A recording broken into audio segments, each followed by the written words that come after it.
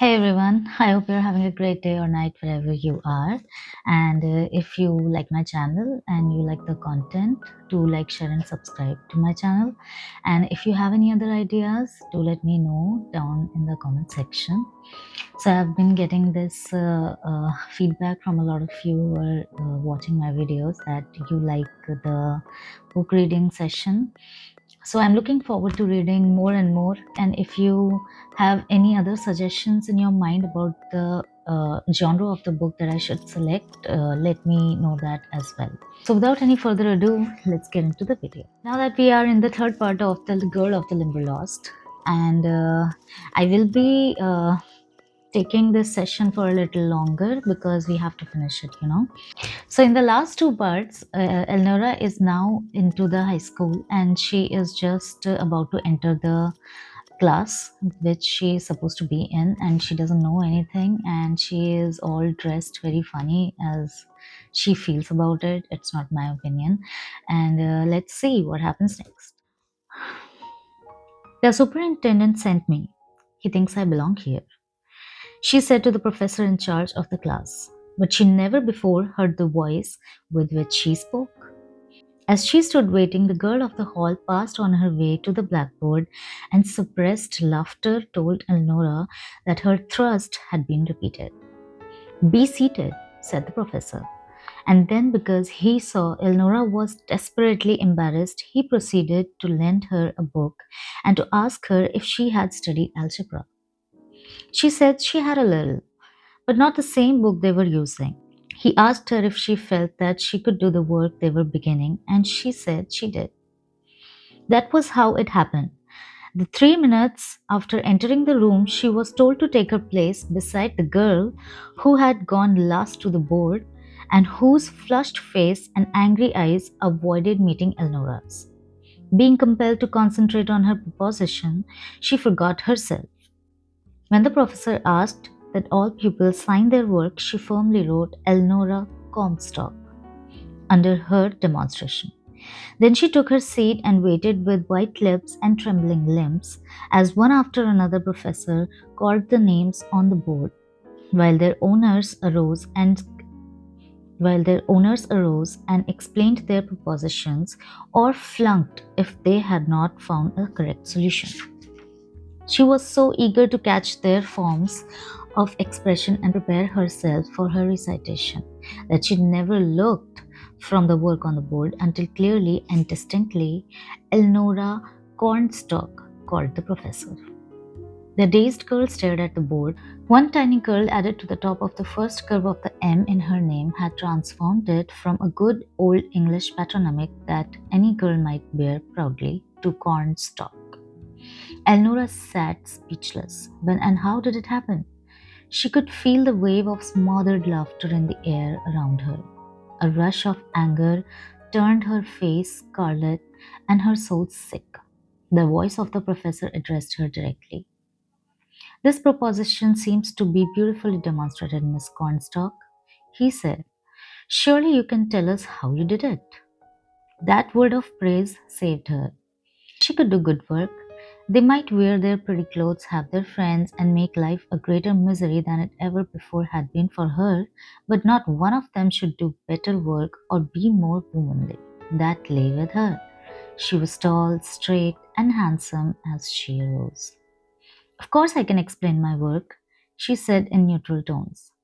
What I cannot explain is how I happened to be so stupid as to make a mistake in writing my own name. I must have been a little nervous. Please excuse me. She went to the board, swept off the signature with one stroke, then rewrote it plainly. My name is Comstock, she said distinctly. She returned to her seat and, following the formula used by the others, made her first high school recitation. As Elnora resumed her seat, Professor Henley looked at her steadily. It puzzles me, he said deliberately. How you can write as beautiful a demonstration and explain it as clearly as ever has been done in any of my classes and still be so disturbed as to make a mistake in your own name. Are you very sure you did that yourself, Miss Comstock? It is impossible that anyone else should have done it, answered Elnora. I am very glad you think so, said the professor. Being freshmen, all of you are strangers to me. I should just like to begin the year with you feeling there was one among you small enough to do a trick like that. The next proposition, please. When the hour had gone, the class filed back to the study room, and Elnora followed in desperation because she did not know where else to go. She could not study as she had no books, and when the class again left the room to go to another professor for the next recitation, she went also. At least they could put her out if she did not belong there. No one came at last, and she kept with the others until they dispersed on the sidewalk. She was so abnormally self conscious, she fancied all the hundreds of that laughing throng saw and gestured at her. When she passed the brown eyed boy walking with the girl of her encounter, she knew, for she heard him say, "Did you really let that gawky piece of calico get ahead of you?" The answer was indistinct. Elnora hurried from the city. She intended to get her lunch, eat in the shade of the first tree, and then decide whether she would go back or go home.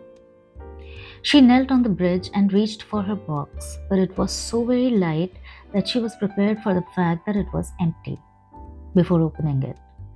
There was one thing for which to be thankful. The boy or tramp who had seen her hide it had left the napkin. She would not have to face her mother and account for its loss. She put it in her pocket and threw the box into the ditch. Then she sat on the bridge and tried to think, but her brain was confused. Perhaps the worst is over, she said at last. I will go back. What would mother say to me if I came home now? So she returned to the high school, followed some other pupils to the courtroom, hung her hat, and found her way to the study where she had been in the morning. Twice that afternoon, with aching head and empty stomach, she faced strange professors in different branches. Once she escaped notice, the second time the worst happened. She was asked a question she could not answer. Have you not decided on your course and secured your books? Inquired the professor. I have decided on my course, replied Elnora. I do not know where to ask for my books. Ask? The professor was bewildered. I understood the books were furnished, faltered Elnora.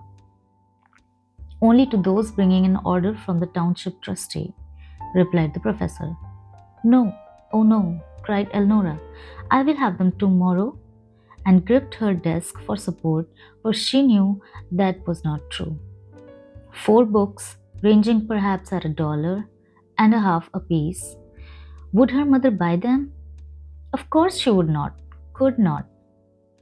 Did not Elnora know the story of old? There was enough land, but no one to do clearing and farm. Tax on all those acres.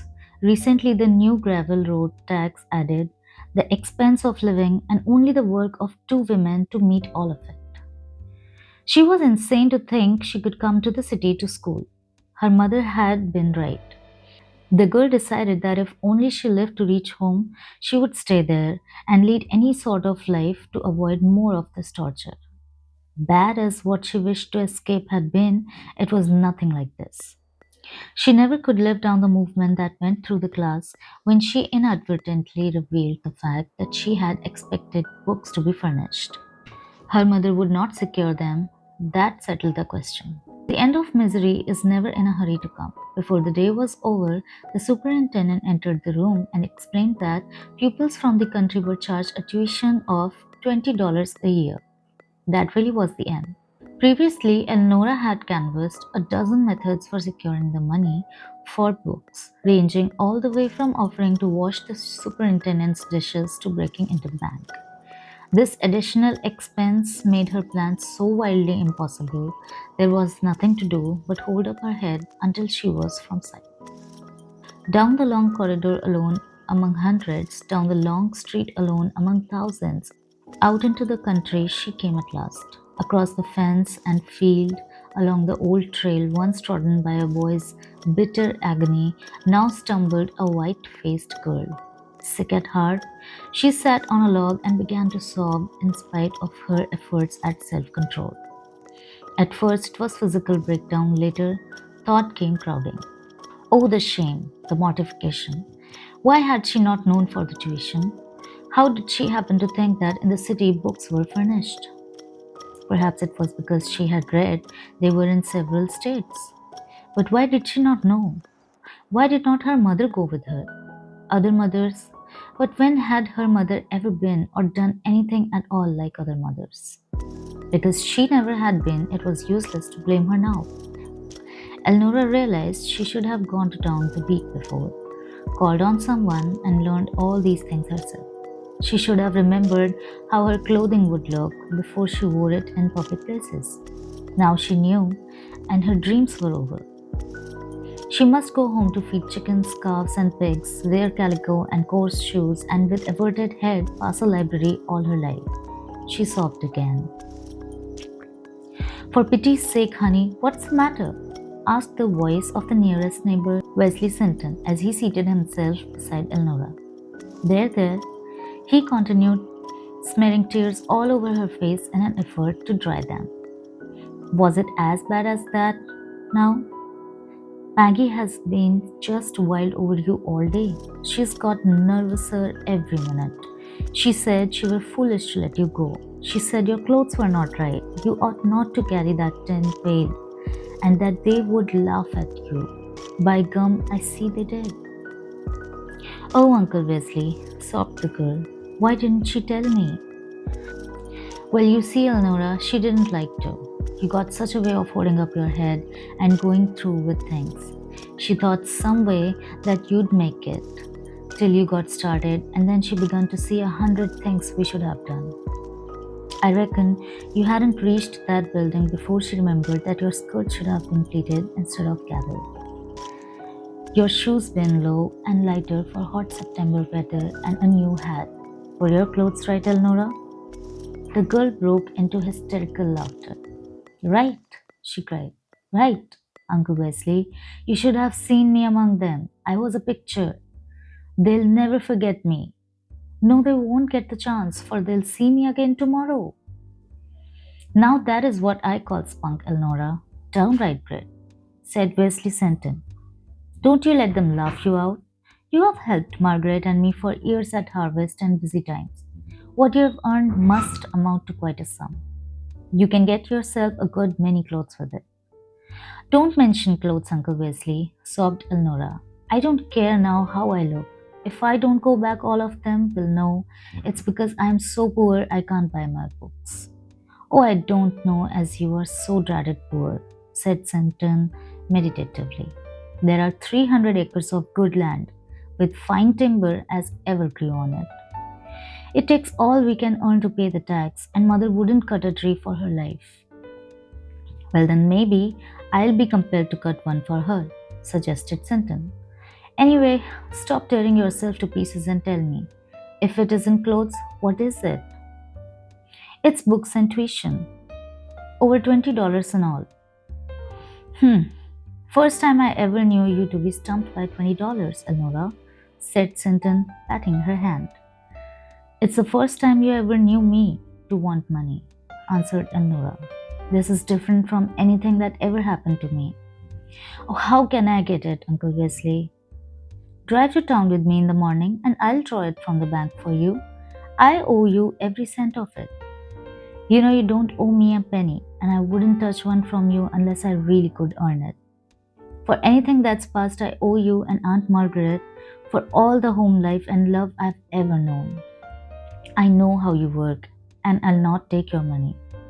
Just a loan. Just a loan, Elnora. Just a loan for a little while until you can earn it. You can be proud with all the rest of the world, but there are no secrets between us. Are there, Elnora? No, said Elnora. There are none.